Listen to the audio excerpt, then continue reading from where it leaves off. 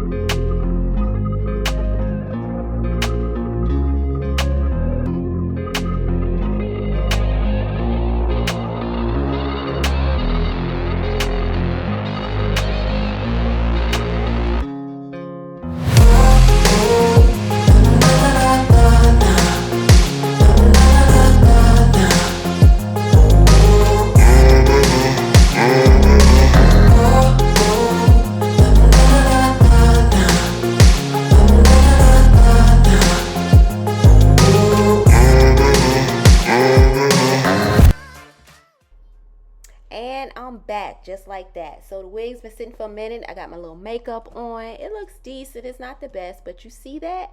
Whoo, look at that. That's pretty. I know you can see the what you call it, stocking cap a little bit, but I'm gonna take a little bit of makeup and I'm gonna put it in that hairline.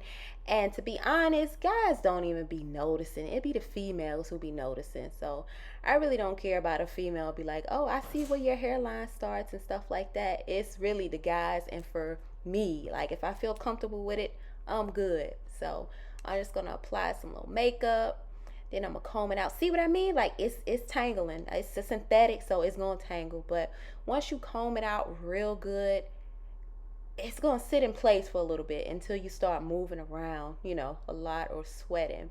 But the hair, it's really pretty. The color is so pretty. My